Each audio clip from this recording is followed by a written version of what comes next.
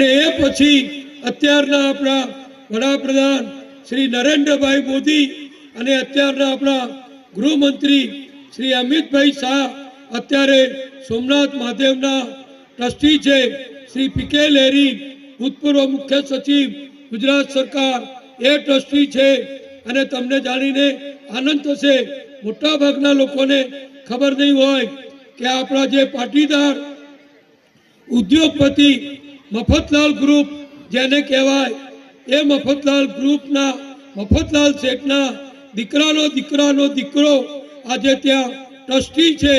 અને માનનીય વડાપ્રધાન નરેન્દ્રભાઈ મોદીએ પણ જે છેલ્લા 15-20 વર્ષમાં જે વિકાસ કર્યો, સોમનાથ મહાદેવનો સુખ સગવડો સુવિધાઓ ભવ્યતા અનેક પ્રસંગોની ઉજવણી થાય એવું કામ કર્યું।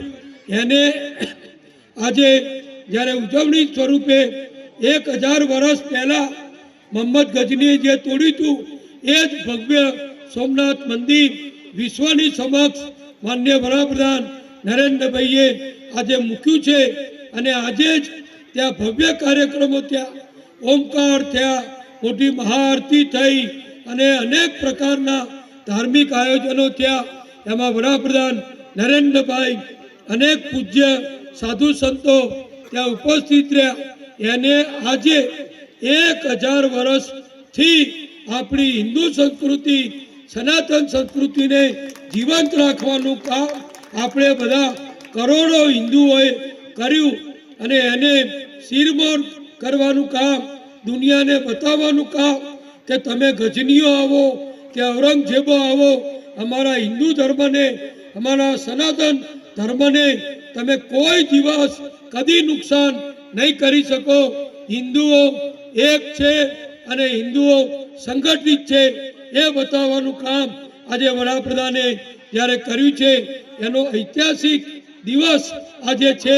એટલે તમને હવે ભવિષ્યમાં જ્યારે આપણો 72 સમાજ કોઈ સ્નેહ મિલન કરશે તો યાદ આવશે કે આપણે કડીમાં આ રિસોર્ટમાં તો આવનારો સમય, આવનારી પ્રજા આપણને માફ કરતી નથી, પણ આપણે બધા સદભાગી છીએ કે આપણે હિન્દુઓ, આપણે સનાતનીઓ એ ભૂતકાળને ભૂલ્યા નથી।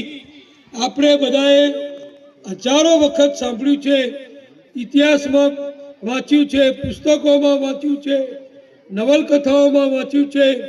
અને આપણે જાણીએ છીએ કે ભૂતકાળમાં વિદેશી આક્રમણકારો જે મોટે ભાગે મુસ્લિમો હતા, એ મુસ્લિમોએ હજાર વર્ષ પહેલા આપણા ભારત ઉપર મોટા મોટા આક્રમણો કરેલા। અફઘાનિસ્તાનથી આવે, ગજનીથી આવે, બીજા પ્રદેશથી આવે અને આપણા ભારતમાં આવે અને ભારતને લૂંટે, ભારતના લોકોની મિલકતને લૂંટે।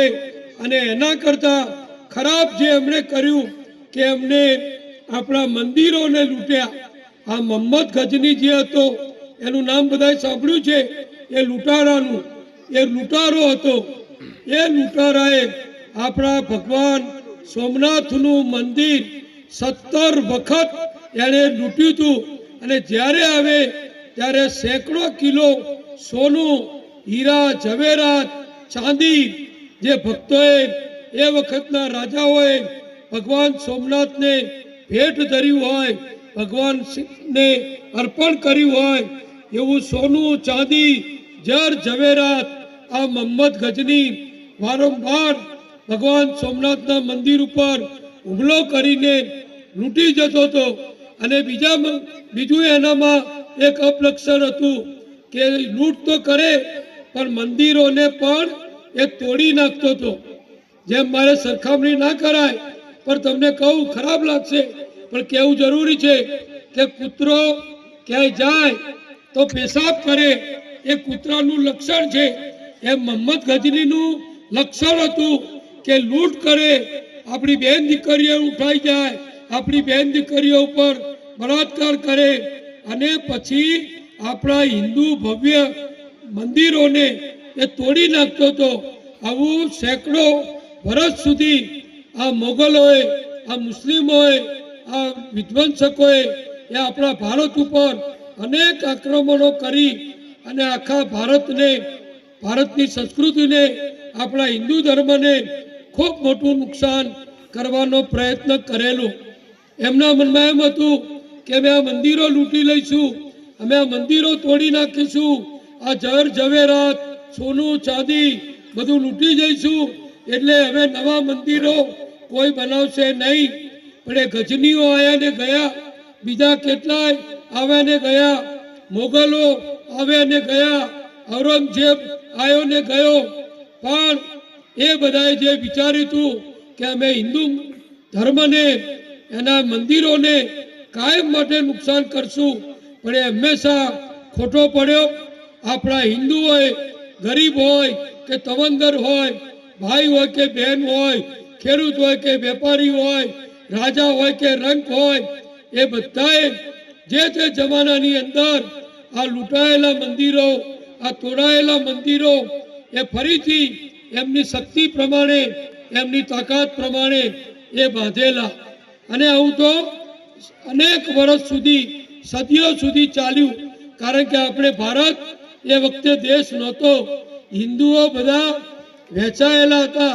હિન્દુઓના રાજા રાજવીઓ, રજવાડા એ જુદા જુદા નાના મોટા હતા. આપણામાં એકતા નહોતી, એટલે આ લોકોને આપણને લૂંટવામાં અને મંદિરો તોડવામાં સરળતા રહેતી હતી. પણ એમને ખબર નથી કે આ હિન્દુ ધર્મની તાકાત એવી છે, આ ભાગવત ગીતા હોય, આ રામાયણ હોય, એમાં એવી શક્તિ છે કે આ હિન્દુઓને પ્રેરણા આપે છે. અને એ પ્રેરણાના કારણે ભલે આ ગજનીઓ અને ઔરંગઝેબોએ આપણા મંદિરો તોડ્યા, લૂંટ્યા, પણ આપણા હિન્દુઓએ ફરીથી વારંવાર બધા મંદિરો બનાવ્યા. અને ઇતિહાસ તો અત્યારે સર્જાયો કે જ્યારે આપણો દેશ 1947માં આઝાદ થયો, એ વખતે આ સોમનાથ મહાદેવનું જે ભવ્ય મંદિર આપણે જોઈએ છે, એવું મંદિર ત્યાં નહોતું.